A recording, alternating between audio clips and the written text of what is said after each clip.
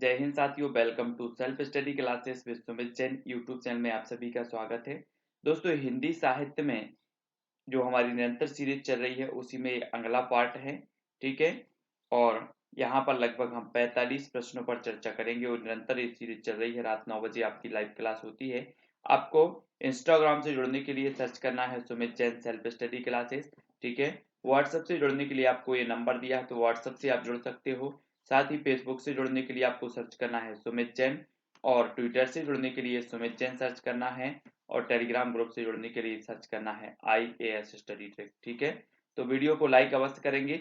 Start करते हैं दोस्तों आज का ये वीडियो। ठीक है, आपको सबसे पहले प्रश्न बताना है कि छायावाद पर पंत जी द्वारा लिखी गई आलोचनात्मक पुस्तक कौन सी है। छायावाद पर, छायावाद का पतन, पंत और पल्लव, छायावाद पुनर्मूल्यांकन या फिर छायावाद। प्रश्न क्रमांक 590 का आंसर हमें बताना है। तब आपका बिल्कुल सही आंसर क्या हो जाएगा? हो जाएगा दोस्तों सा, छायावाद पुनर्मूल्यांकन।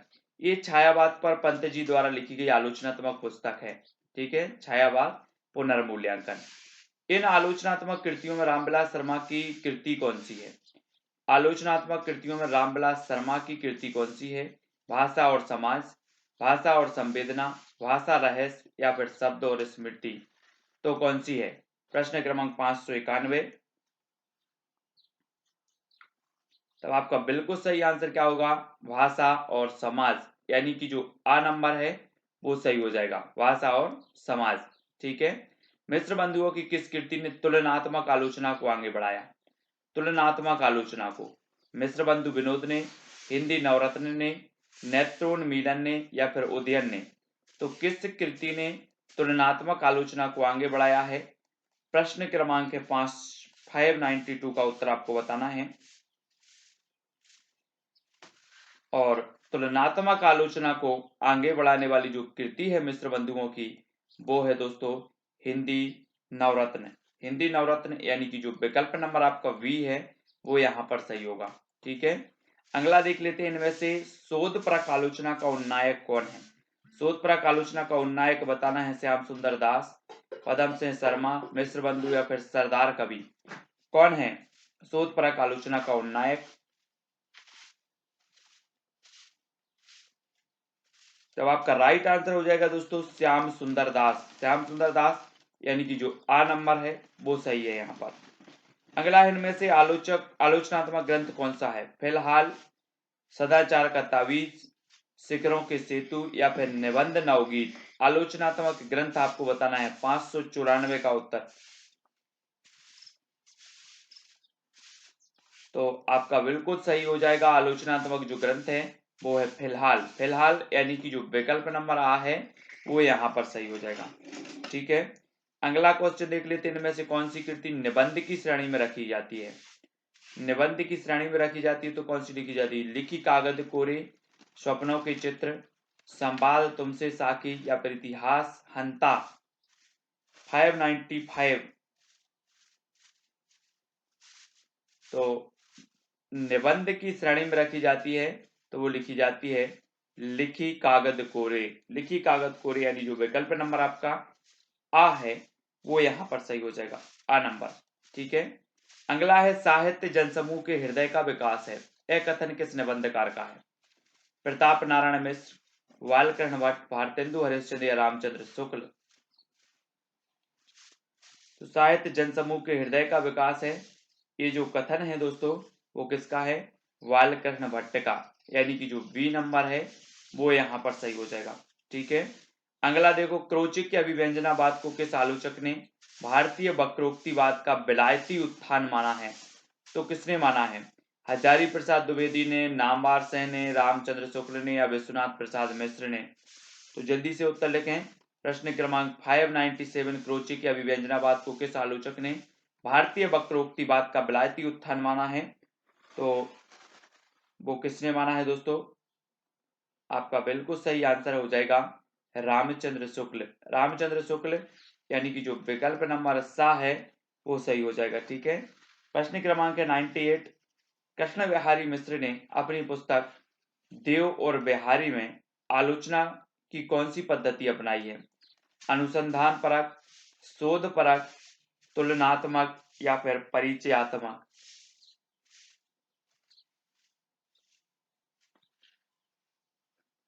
तो आपका राइट आंसर क्या हो जाएगा दोस्तों? तुलनात्मक।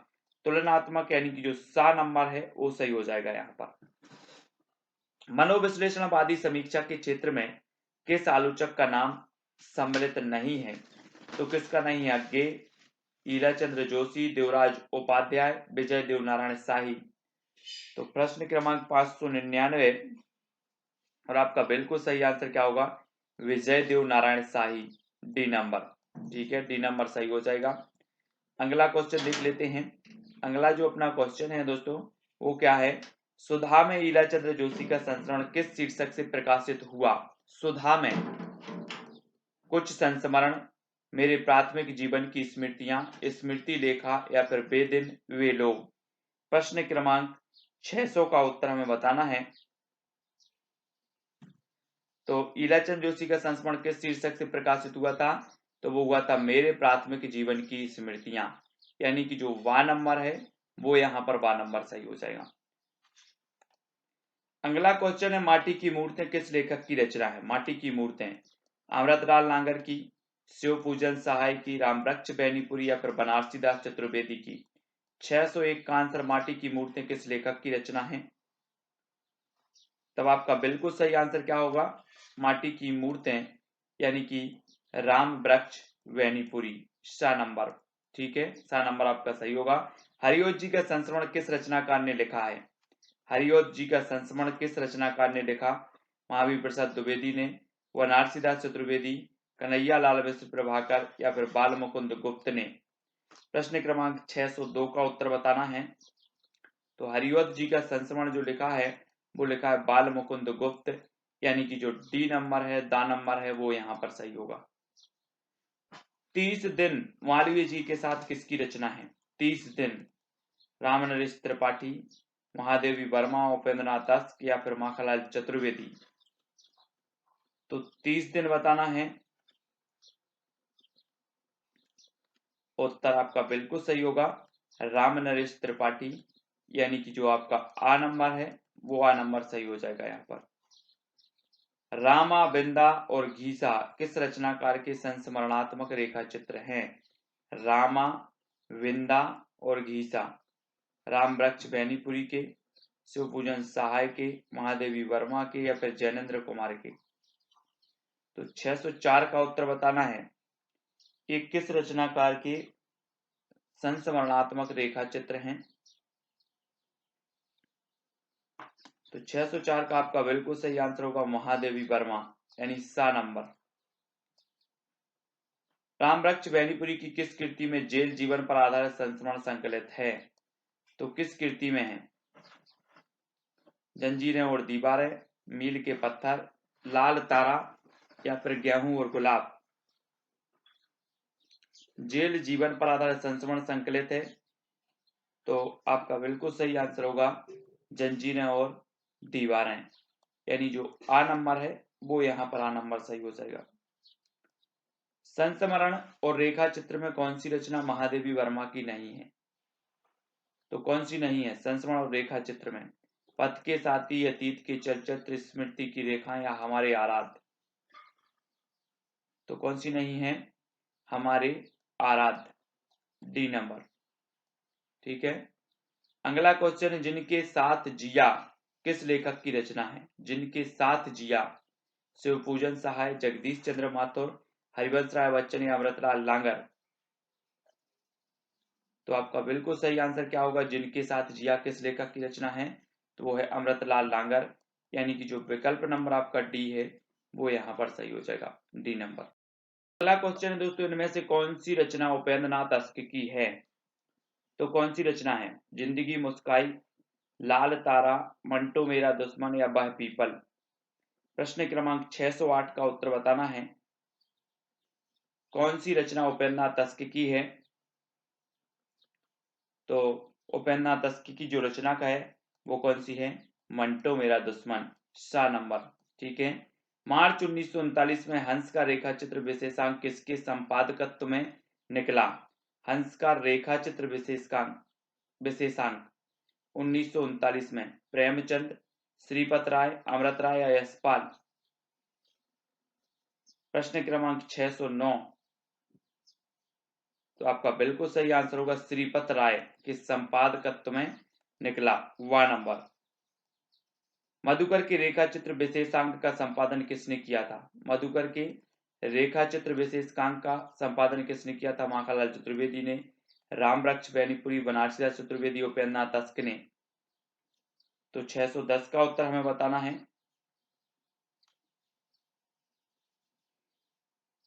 तब आपका बिल्कुल सही आंसर होगा बनारसीदास चतुर्वेदी, यानी कि सा नंबर। संपूर्णानंद जी के संस्मरण उनकी किस पुस्तक में संकलित हैं? कुछ स्मृतियां और स्फुट विचार, अंतरिक्ष यात्रा, अलकनंदा, मंदाकिनी के दो तीर्थ, आर्यों का आदि देश। प्रश्न क्रमांक 611। तो आपका बिल्कुल सही आंसर होगा आ नंबर, कुछ स्मृतियां और स्फुट विचार। रामवृक्ष बेनीपुरी की कौन सी रचना संस्मरण और रेखा चित्र के अंतर्गत सम्मिलित नहीं की जाती? तो कौन सी रचना संस्मरण और रेखा चित्र के अंतर्गत सम्मिलित नहीं की जाती? गेहूं और गुलाब, मील के पत्थर, लाल तारा या अम्बपाली? तो आपका बिल्कुल सही आंसर होगा अम्बपाली। अम्बपाली यानी कि जो डी नंबर है वो डी नंबर सही हो जाएगा। अगला है दोस्तों, इनमें से बनारसीदास चतुर्वेदी की संस्मरणात्मक कृति कौन सी है? प्रश्न क्रमांक 613।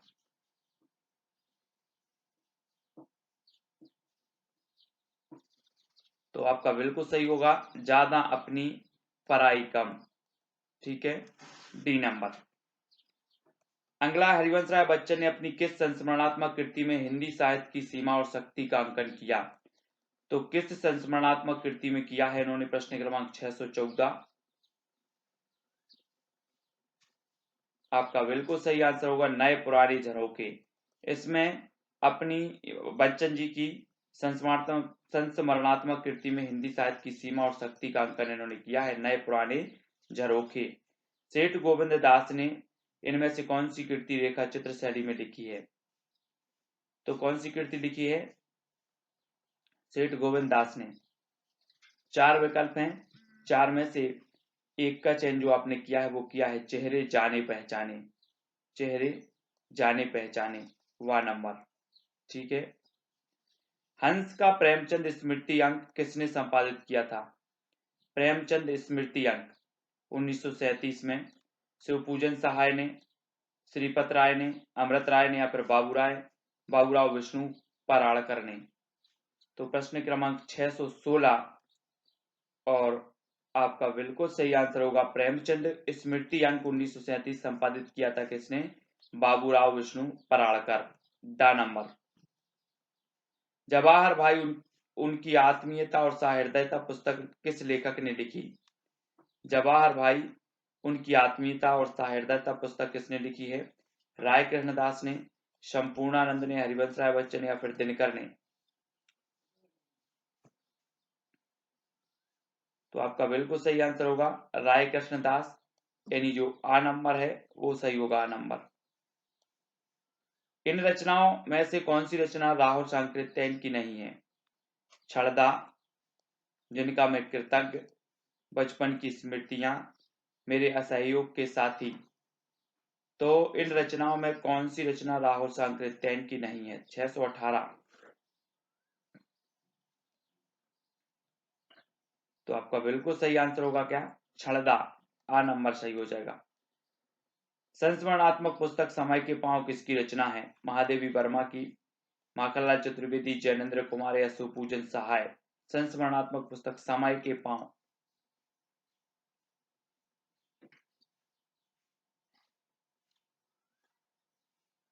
तब आपका राइट आंसर क्या हो जाएगा? वाह, माखनलाल चतुर्वेदी। ठीक है। इनमें से मनमथनाथ गुप्त की संस्मरणात्मक कृति कौन सी है? जिनके साथ जिया, क्रांति युग के संस्मरण, जिन्होंने जीना जाना या स्मारिका? प्रश्न क्रमांक 620 और उत्तर आपका हो जाएगा क्या? क्रांति युग के संस्मरण, वा नंबर। ये मनमथनाथ गुप्त की संस्मरणात्मक कृति है। अगला क्वेश्चन देख लेते हैं। जीवनी साहित्य का प्रारंभ किस युग से हुआ? जीवनी साहित्य का प्रारंभ किस युग से हुआ? आदिकाल, द्विवेदी काल, भारतेंदु या फिर छायावादी युग?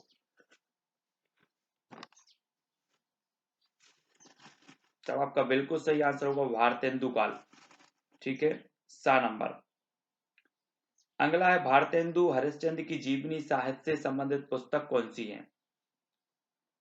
622 का उत्तर। तो भारतेंदु हरिश्चंद्र की जीवनी साहित्य से संबंधित जो पुस्तक है वो है बूंदी का राजवंश, यानी जो आ नंबर है वो आ नंबर सही हो जाएगा। इनमें से काका कालेलकर द्वारा लिखित जीवनी ग्रंथ कौन सा है? बापू के कारावास की कहानी, बापू के कदमों में, बापू की झांकियां या अकाल पुरुष गांधी? तो काका कालेलकर द्वारा लिखित जीवनी ग्रंथ जो है वो कौन सा है?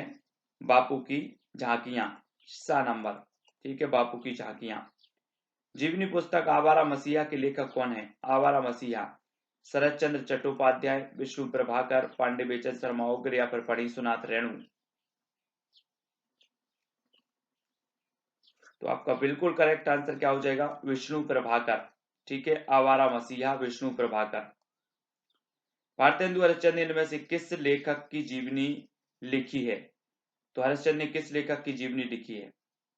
4 विकल्प हैं, 4 में से एक का चयन करके उत्तर बताना है। तो आपका बिल्कुल सही आंसर होगा कालिदास, आ नंबर। ठीक है, प्रेमचंद पर लिखी शिवरानी देवी की कृति कौन सी है? कलम का मजदूर, कलम का सिपाही, प्रेमचंद घर में या फिर कोई नहीं?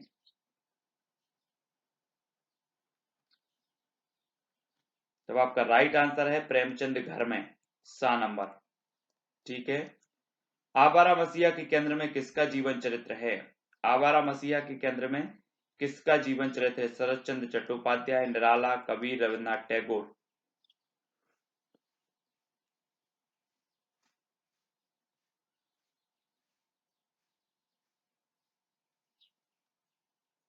तब आपका बिल्कुल सही आंसर होगा शरद चंद्र चट्टोपाध्याय, ए नंबर। रामविलास शर्मा की किस पुस्तक को जीवनी साहित्य के अंतर्गत रखा जाता है? जीवनी साहित्य के अंतर्गत रखा जाता है तो किस पुस्तक को? निराला की साहित्य साधना, महावीर प्रसाद द्विवेदी और हिंदी नवजागरण, भारतेंदु योग और हिंदी भाषा की विकास परंपरा या फिर आचार्य शुक्ल?